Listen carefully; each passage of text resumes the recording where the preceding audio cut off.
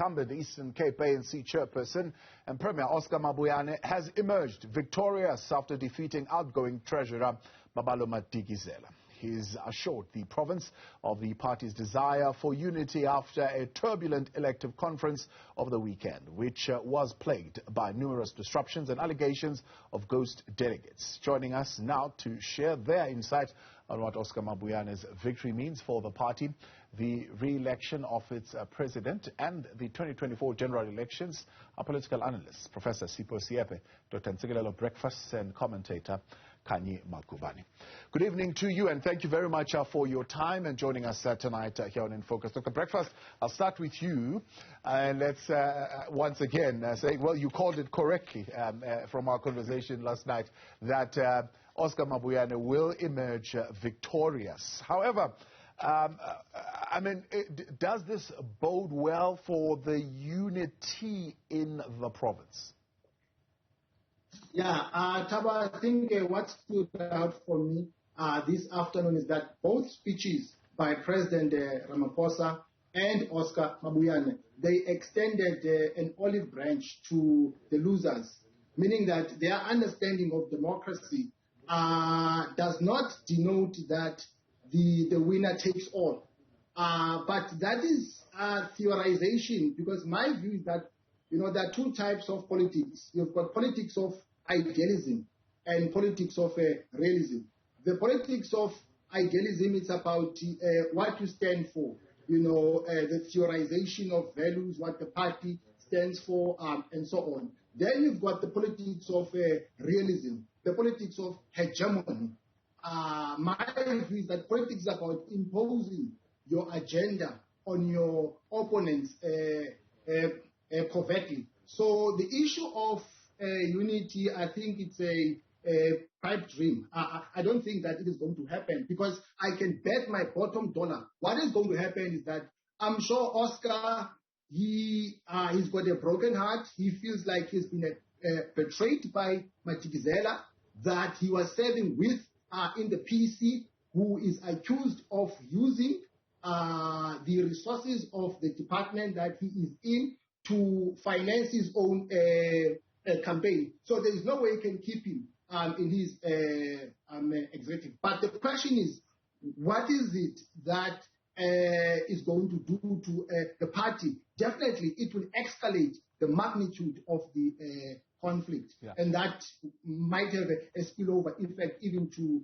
the government. The incoming chairperson says that the outcomes of the provincial elective conference should not divide the party, but he says instead the ANC should unite. Watch what he said.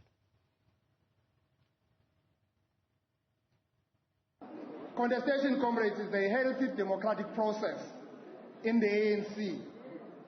Those elected comrades must lead all members of the ANC and the society that expects ANC to lead. Those comrades who did not prevail must not feel wounded. This is your organization. As new leadership collective, comrades, we commit to build on the work of the 8th PEC to ensure that we build a renewed, united, stronger and coherent ANC in our province. To achieve this objective, comrades, we are going to need all regional leaders, branch leaders, and ordinary members of our movement to work with us and support us to discharge our leadership duties and the mandate of the 9th Provincial Conference.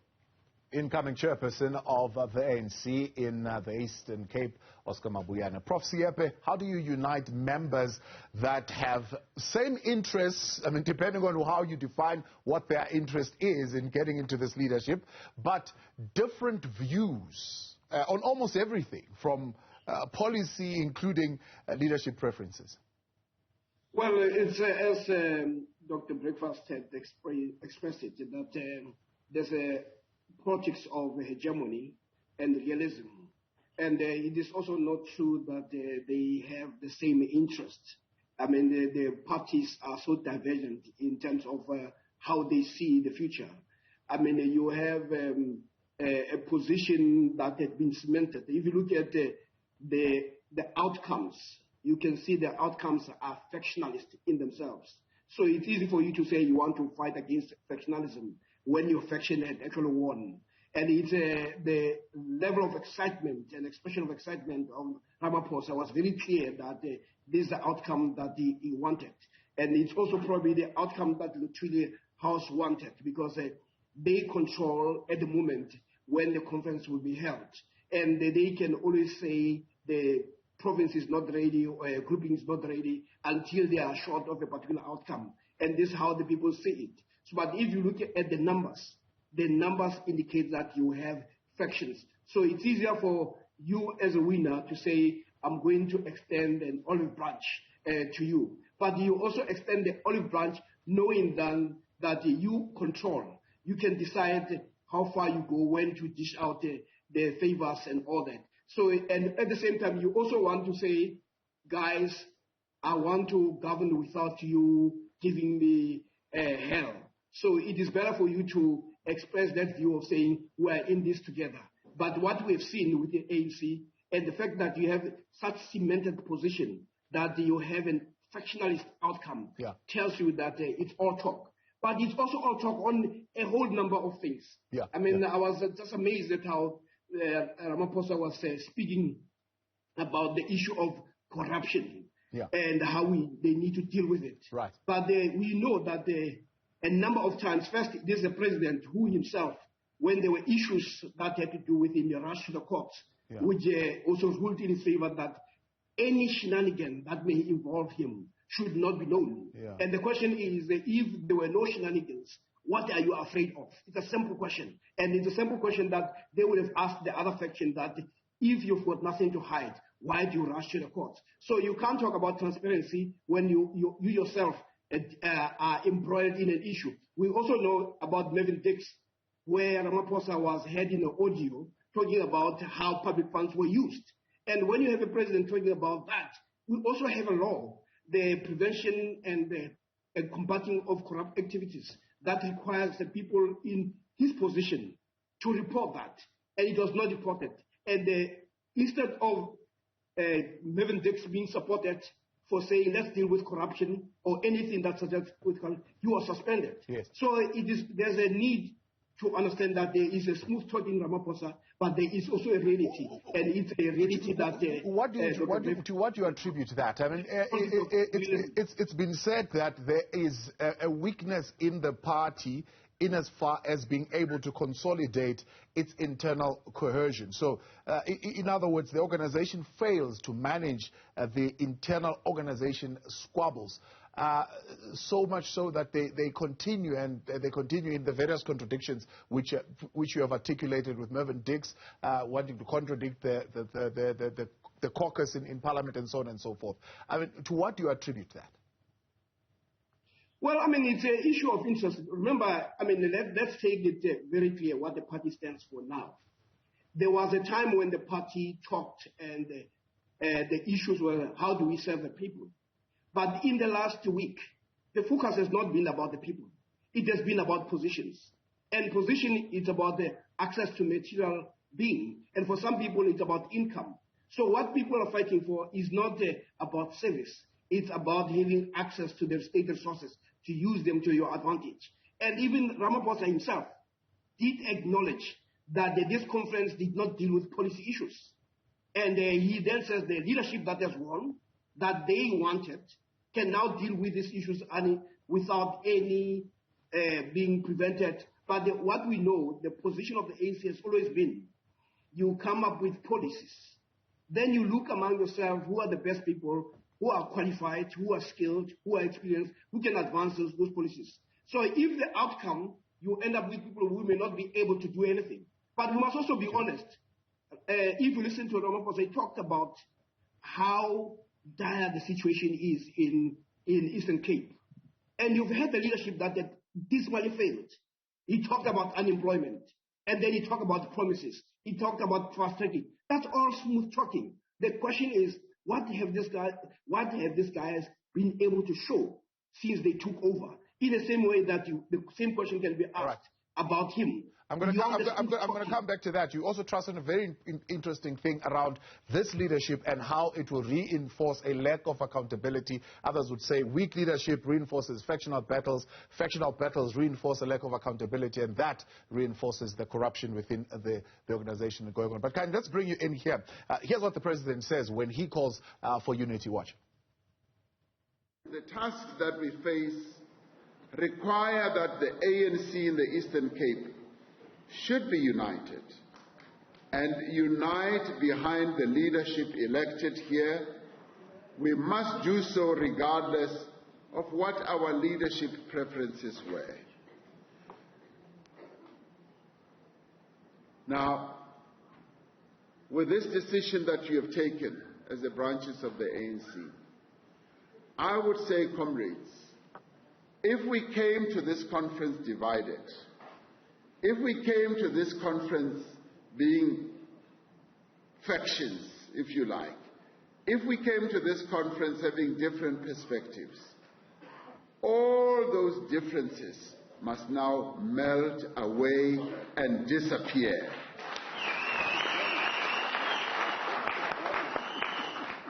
The factions must now be collapsed. The groupings must now be collapsed. Ingasabiko lento ukuthi le group kaMabuyane, le group kaMadikizela. It must be a group ika African National Congress qha kwaphela. Closing remarks by President Cyril Ramaphosa at his party's 9th elective provincial conference in the Eastern Cape. Khanyi Magubane, is the president dreaming in broad daylight? He says the factional lobby groups must now melt away and disappear. Well, I think that it's very idealistic for the president to assume that factionalism in the ANC can simply melt away when we know that factionalism has characterized the ANC for the past 10 to 15 years, not only at a provincial level, but also at a national and regional level. And the president today is talking so confidently as he is because we know that Oscar Mabuyane is a Ramaphosa man. He has backed openly the president for a very long time, and his victory along with his re-elected officials in the top 5 position pave way for a Ramaphosa candidacy that's strong in the Eastern Cape in the run-up to the elective conference in December. We know that the Eastern Cape continues to be a very important province for the ANC because they still enjoy a massive amount of support, and we can only just look at what Oscar Mabuyane achieved in the past local government elections. At some point, the ANC was standing at almost 70% of the votes and had won a majority of the municipalities, and this of course bode well for him to instill confidence in the people of the Eastern Cape that he is the most suitable leader to continue serving in the Eastern Cape. And I think that for matters of continuity, a Mabuyane victory today was not actually a bad thing, although we know that Madikizela really wanted it. He wanted it even though he was coming with a slate that was highly controversial, and we know that he had people who had been accused of corruption and fraud, who had been part of the step aside, policy of the ANC. So for many reasons, I would say that Mabuyane win today really will signal that continuity, and if the ANC is serious about achieving what it wants to achieve, which is this unity that they're continuously talking about, which is this defending the gains of our democratic movement that they keep on talking about, then perhaps an Oscar Mabuyane administration for the next number of years may likely to achieve that, because we know the Eastern Cape continues to be plagued by severe political infighting, and we know that the Madikizela camp was coming on very strong. I don't think that they're going to let up. I certainly think that they'll be back again at the next elective conference in the Eastern Cape, and they're going to give Mabuyane and his team a run for their money for the next 5 years. Let's take a break. When we come back, we'll touch on exactly that, employees in government and what what we're hearing coming out now, especially after Madikizela lost and his position in government possibly now going to be vacated. We'll talk more on that when In Focus continues next. Stay with us. We've made tremendous strides in addressing socio-economic challenges of our communities, but many masses of our people still yearn for jobs. They want us to lift them out of poverty. They want better services and development of their communities. We have a plethora, comrades, of opportunities to make meaningful change in our province as investors are positively looking towards our province. The ANC must ensure that its deployees in government do not mess things up where they lead. We must remember, comrades, that we are in the 28th year of our democracy, but many of our communities have not tasted the fruits of freedom. That means, comrades, we must be agile going forward in using state power to transform the lives of our people. The role of the incoming PC collective will be to ensure that the ANC deployees in government, whether in provincial departments or municipalities, account quarterly to the ANC provincial headquarters.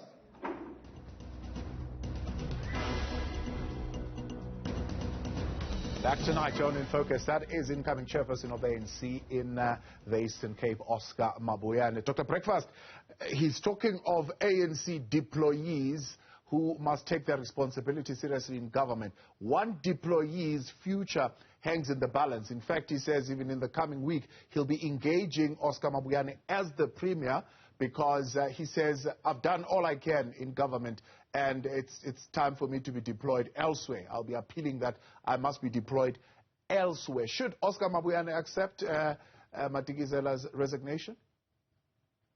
I think Thabo Madikizela is sensing a danger that now that he has lost, Oscar is going to harass him politically. So he might as well walk out peacefully. But I don't think that he's going to walk out of politics because by and large, politicians, they don't like to let go of power. Because in the ANC, if you belong to the dominant faction, then you are safe. But if you belong to the wrong faction, then you are in trouble. So in general, politicians don't like to let go of power because of a protection. So I think he's going to, maneuver behind closed doors, continue with this strategic alliance that he started with Lungisa. But I think now he's going to be outright and indicate who he supports.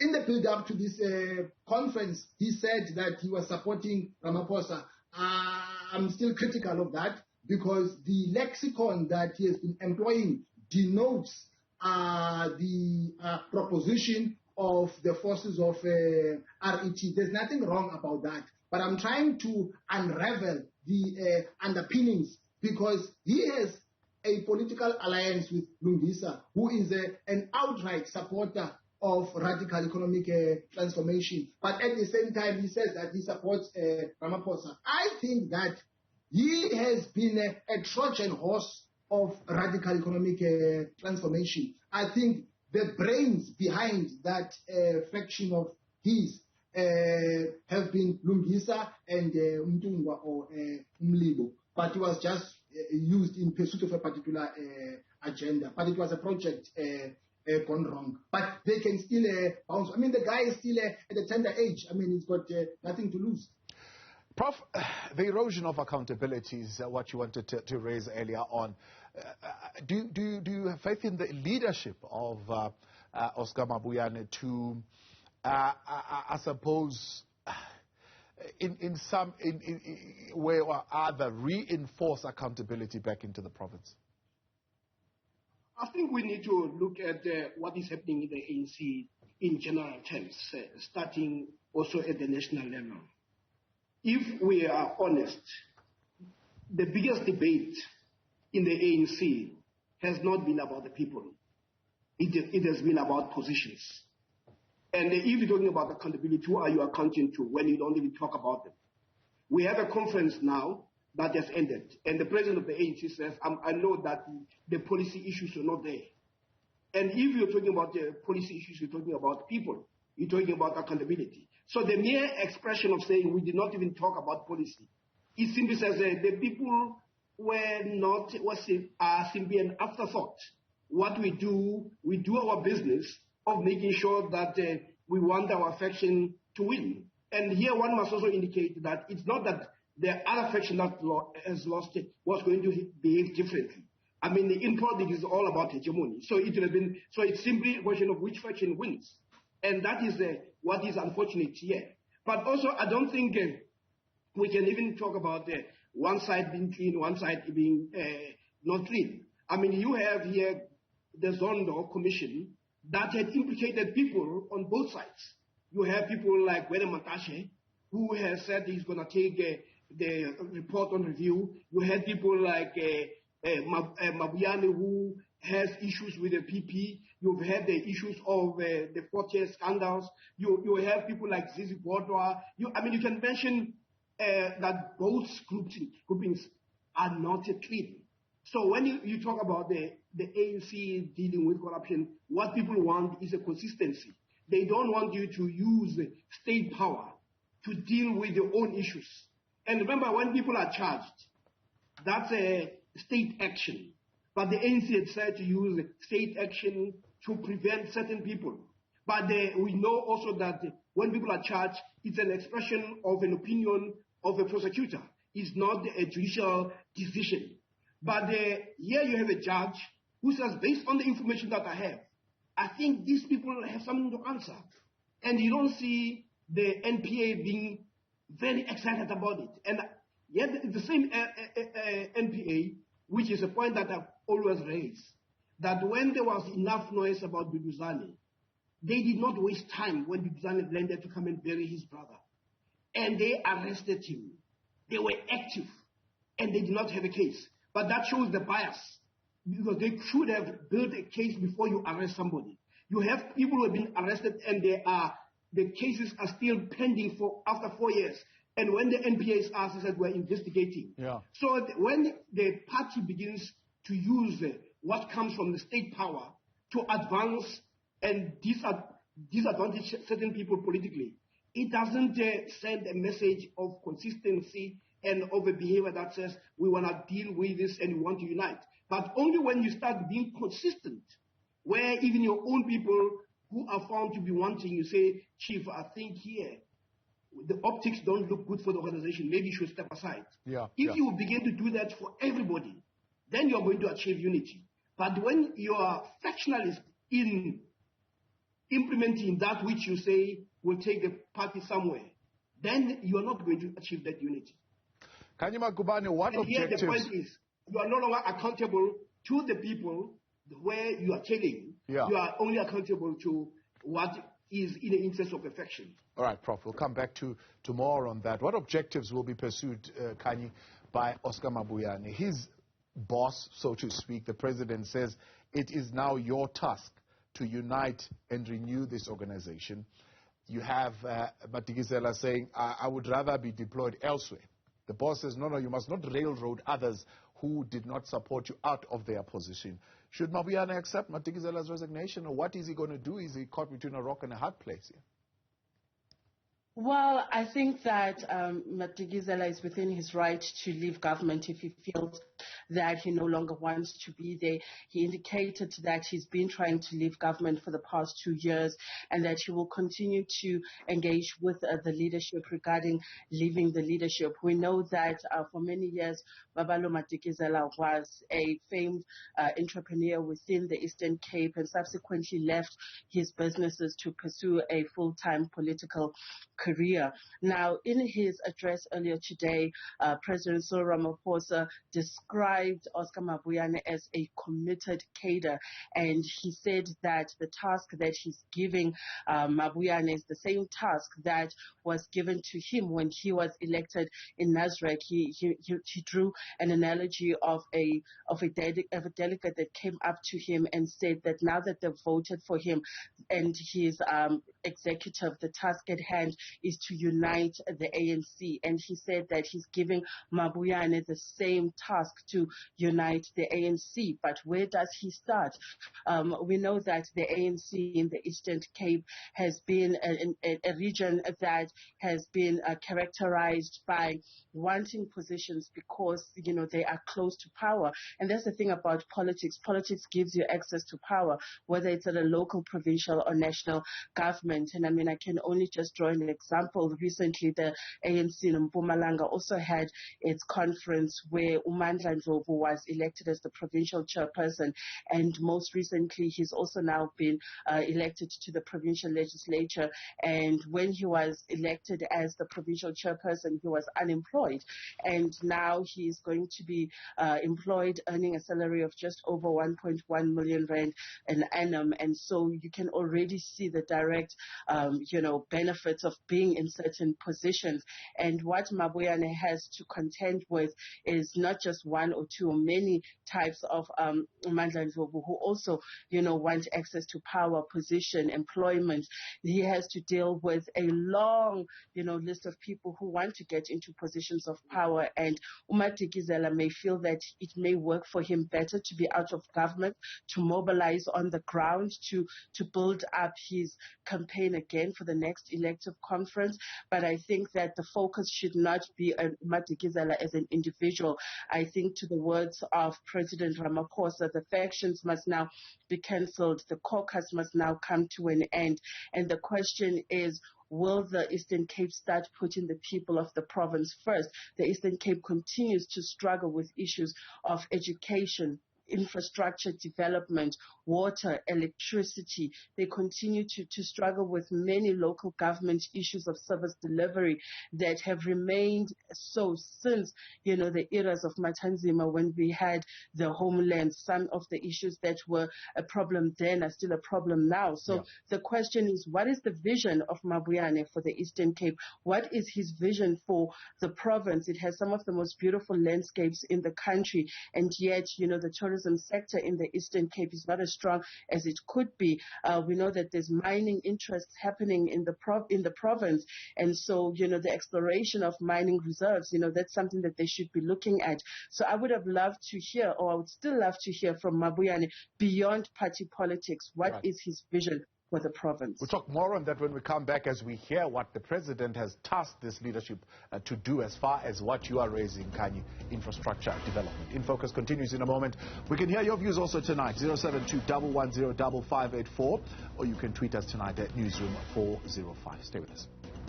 In him, comrades, in him you have, as a province, a very, very committed advocate, advocating at a national level, at various other forums that we have, in PICC and many others, that the infrastructure built in the province must be improved. And I agree with him, it must be improved, including,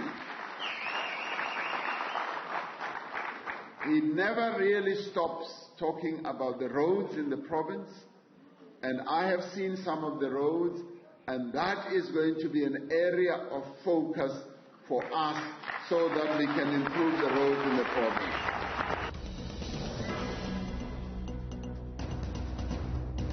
Back tonight and in Focus, a call there from President Ramaphosa for the province to focus on the infrastructure bill. Dr. Breakfast, what has he really done? I mean, he has served 2 terms as the provincial secretary. Now he's been re-elected to serve a 2nd term as the chairperson of the party. So there's been leadership in the party, but also leadership in government for a while. What has he done for the president to speak so glowingly about his commitment?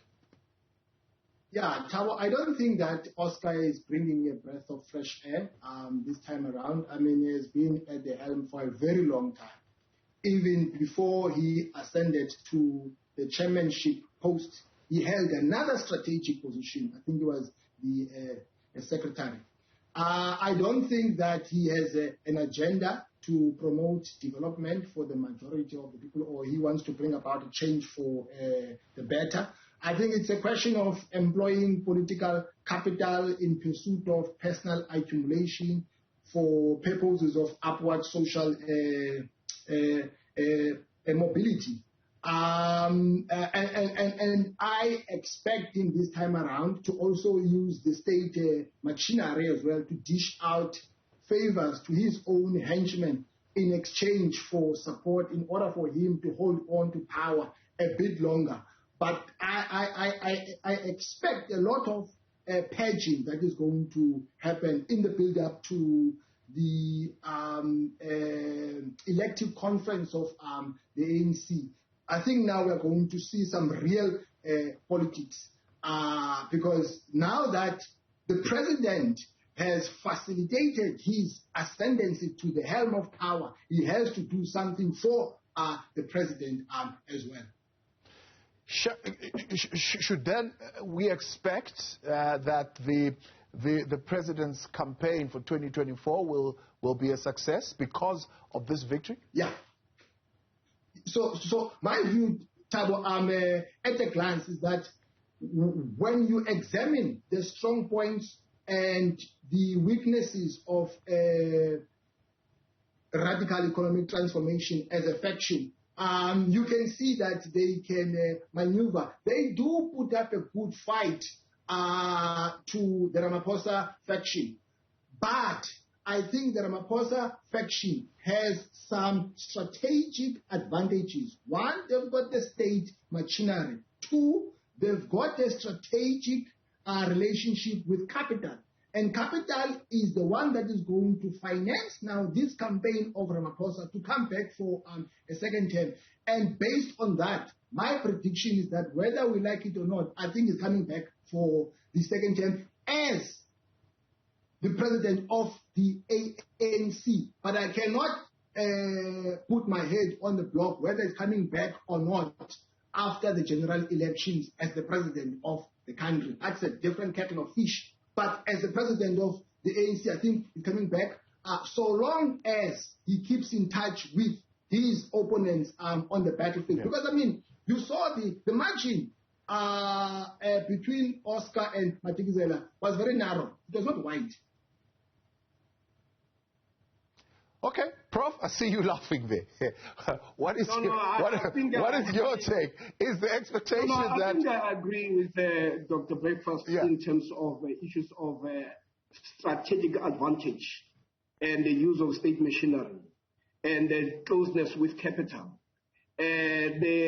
One must not underestimate the power of incumbency. And also, when you are in a position, you also have access to the media. You are able to shape perception. But what you have here in Ramaphosa, it's also capital. And one thing about capital, they don't invest in you and let go. Nobody puts R1 billion and expect that it will go away.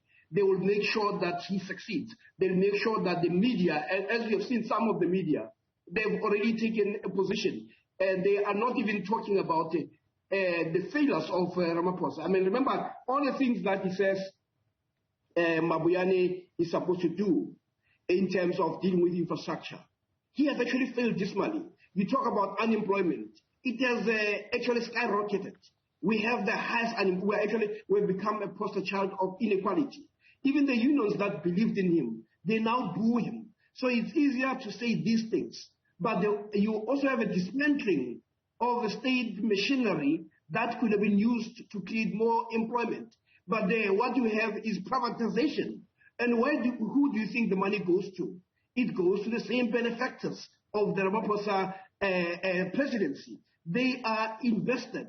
And unfortunately, the so-called radical economic transformation faction, in itself, it does not even seem to be coherent. It doesn't even have a champion. And if you're going to fight somebody who's formidable and you come and all of you want positions, you have already been diluted. But as Dr. Breakfast says, he cannot guarantee what comes to 2024. Because when you have the president of the ANC being booed by people in townships and being booed by even workers, that also gives you an indication of where people might vote. I mean, it doesn't matter. I mean, the Eastern Cape and Limpopo and the Northwest and Northern Cape, they have always had the highest number of people voting for the ANC. But in the long run, as it is, we've seen in places like Gauteng, the people are saying we no longer believe in you. So they can mislead and tell themselves that they're triumphant. But for as long as they don't address the people, and at the moment, the ANC has become so more divided. When Ramaphosa took over, as he says, he was told, unite the party. The party is no better than it was in 2017. And I don't think, as Dr. Breakfast says, what you have when you have a state machinery and you know that these people did not support me, and you have people who were your henchmen who expected that the chief, we're not doing this for nothing. In the same way that the Mokwe was saying, when big capital gives you $1 million, there'll be a payback time. And this is going to be payback time, and there'll be purging. And we have also seen even at the national level that there's purging. But that's real politics. It's not the politics of idealism. Yes, we would like to hear the smooth-talking Ramaphosa. We wish those things could be true. But we know they're not true. We know that has not happened. We are in a bad state as we speak at the moment as a country. Even business, the confidence in terms of people investing in this country has plummeted. Yeah. People say it's worse. It goes as worse as it was in the 80s. So the smooth-talking, infrastructure, breadbasket, and all this, they are all nice. But it's not happening. Instead, what we see is privatization. And privatization means more exploitation of people, because the private sector is interested in making profit, which we don't hold against them. That's what they're in the business of doing. Yeah. A big challenge is there around service delivery, Khanyi, particularly in the state's machinery. I mean, it's a conversation that we've constantly been having around capacity issues to deliver on those services. The Prof saying, well, I mean, the smooth-talking President Ramaphosa is only focusing now on delivering to the private sector. Do you see a growth of the province being improved when many are saying actually the lack or the growth there in the province has been impeded by this particular leadership that is coming back into power? You know, Thabo, I want to pick up on the point that Professor Seepe was talking about, which is the point of pleasing capital, because when people make an investment, they want a return on investment. And what Professor Seepe is saying is very true. I mean, I think of the State of the Nation address that the President delivered this year.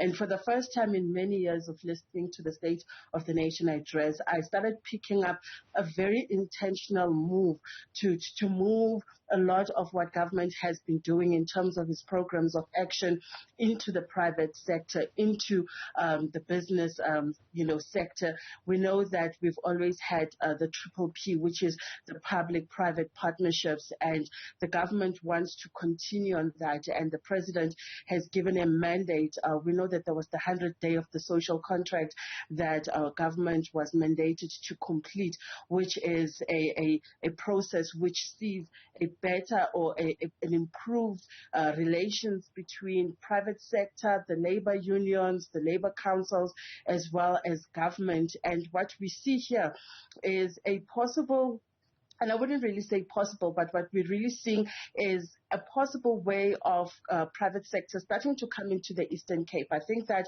with Mabuyane, who's a Ramaphosa man, coming into the Eastern Cape, and of course we know that campaigns are very expensive and they always need somebody who's going to bet on who they assume is a winning horse. And in this case, with the President Ramaphosa most likely to come back into the hot seat at the end of the year, we're likely to start seeing big business being given big contracts in the Eastern Cape. We talk about that infrastructure development. We talk about the development of basic services and improved service delivery. Who's going to do all of that?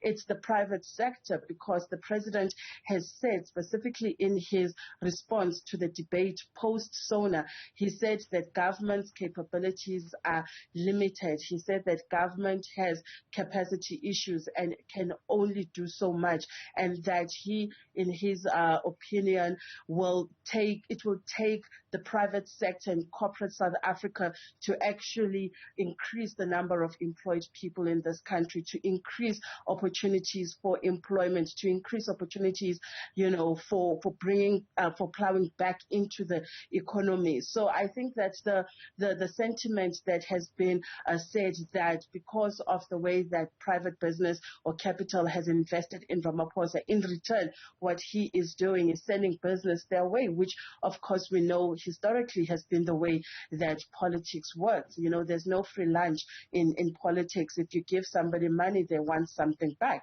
Everybody wants to bet on a winning horse, and we know that right now the Ramaphosa horse seems to be the forerunner in terms of getting back and being re-elected as the president of the ANC. And whether he'll come back as the president of the country, I think one of my colleagues alluded to the fact that we don't know whether this will happen. If we look at the dwindling numbers, the dwindling support of the ruling party in former stronghold provinces, then we can only just tell that winning the presidency of the ANC is just the first hurdle that he has to jump. Right. The bigger hurdle that he has to jump is actually coming back as the president of the country.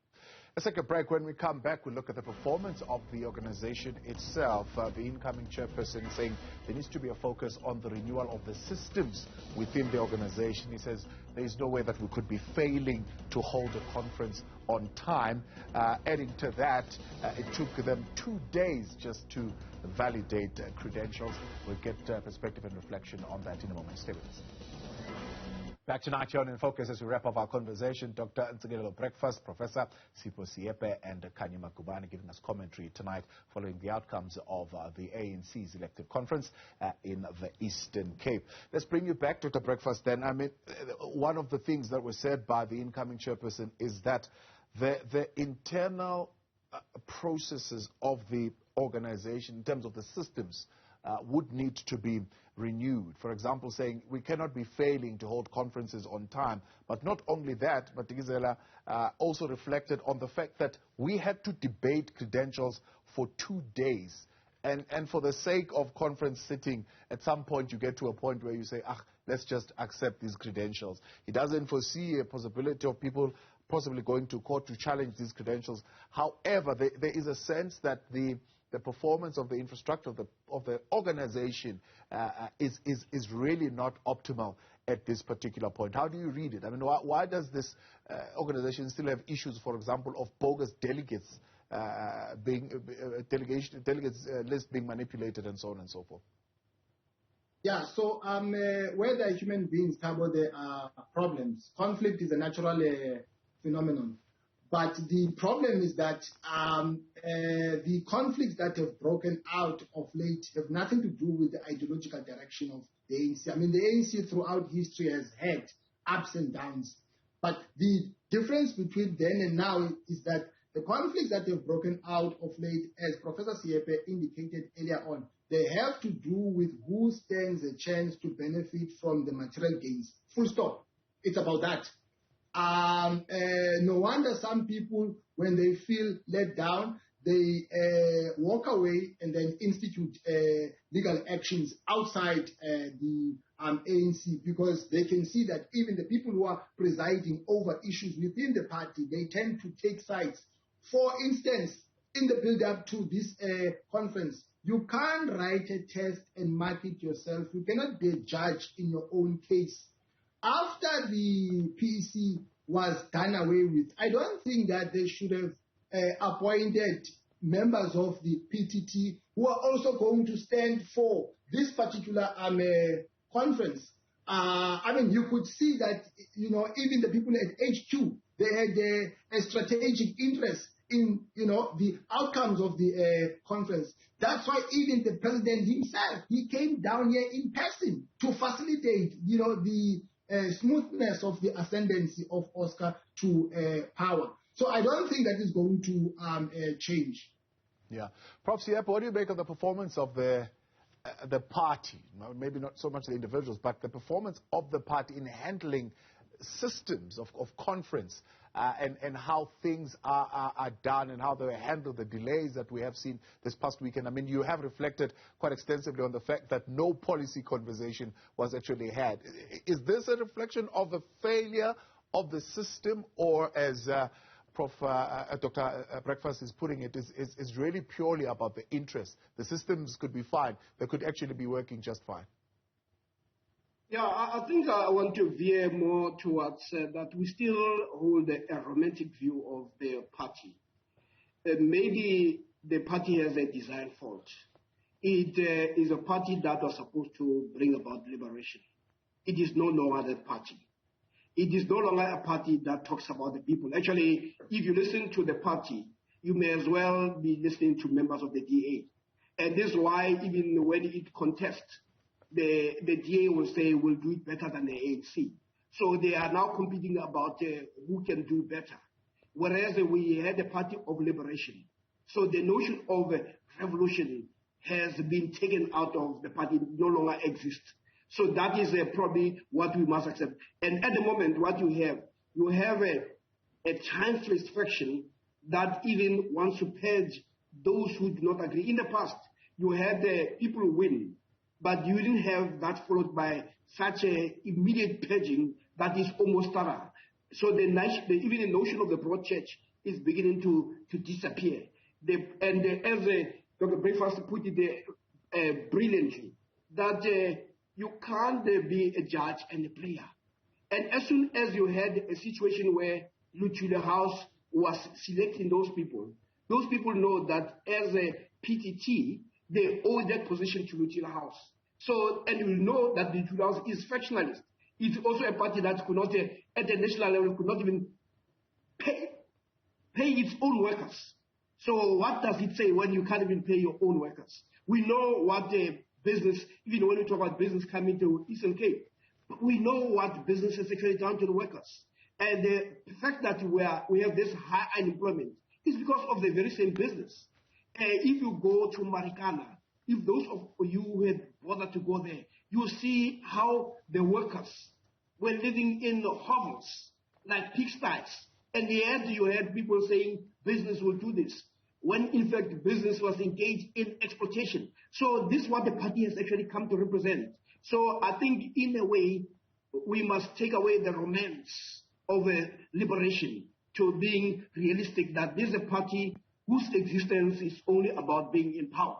And power means that you will make sure that those who threaten are actually pushed out. So the ANC is no longer what it used to be. That's why it competes with the DA. And now in Gauteng, it has been displaced. It was not an accident that the ANC has been displaced in Western Cape. Remember, there was a time when the ANC was running the city and the province. Right now, the province has become a no-go area because the ANC is no longer the same ANC. And that you see splinters, and that's why we're saying come 2024. And the people on the ground have expressed themselves. They've expressed themselves when they put the president in places like Soweto, where he comes from. You have the workers booing him. So I think the sooner we become realistic about what the ANC is, then we can provide a much more honest analysis. Yeah. And as I say, when I say this, I think even both sides are factions, and they have not managed to come up with something that says, can we enter into a real dialogue? And a dialogue that says, let's put the people first. All right. The notion of having a policy conference after the fact misses the point. You simply have a policy direction, and you say who are the best people qualified to do that. Right. It's the same way saying you appoint somebody who's a driver of a tractor, but then you buy a train. You bought the wrong person. All right, Prof. Let's leave with the Khanyi Magubane as we wrap up. We're having another conversation, in fact, with another structure of the ANC in the next hour, the leagues. The ANC Youth League in Popo. That conference also falling apart. It seems to have been halted. I mean, the question really I'm asking is this something that has got to do with the systems? Because Oscar Mabuyane seems to believe if you can fix the systems, things will work a little bit smoother. Well, the very systems of the ANC have been tested and many times have been found wanting, and we can only look at the Eastern Cape Conference now. We know that Paul Mashatile had to write letters where he confirmed that some of the delegates coming from the slate of Babalo Madikane could actually stand for conference, and we know that there's been issues of the Youth League not being able to get back to that former glory that it used to support. We know that the ANC Youth League has given the movement leaders like Fikile Mbalula, like our former Minister of Home Affairs, Umalusi Gigaba, and since I think Colin Mayene, who was the last national leader that I remember, who was quite prominent. Since then, the leagues have not been able to really get their act together, and this has also then spilled over to the Women's League. We've seen that the leadership of the Women's League recently has been disbanded, and that the Women's League itself seems to be at loggerheads with the mother body. So the question is, between the mother body, the youth leagues, and the Women's League, where does the ANC start with this renewal project that they keep talking about? The year of the Keda is always spoken of in the January 8th statement. How do you start when even the leagues that are supposed to be supporting the mother body themselves are struggling to get their acts back together? Right. So for me, I feel that in the Eastern Cape, the ANC could start the pilot program of putting together the ANC together, whatever it means. But I feel that Mabuyane has an opportunity now to showcase himself as a leader that has the ability to move beyond petty party politics and starts looking at the interest of the people, which the ANC has not done very well in the past few years, as they've been consumed by political infighting. Completely out of time. Let's leave it there for tonight. I appreciate you. Thank you very much for coming on. Dr. Ntsikelelo Breakfast, Prof Sipho Seepe, and Khanyi Magubane. Thank you very much for your time.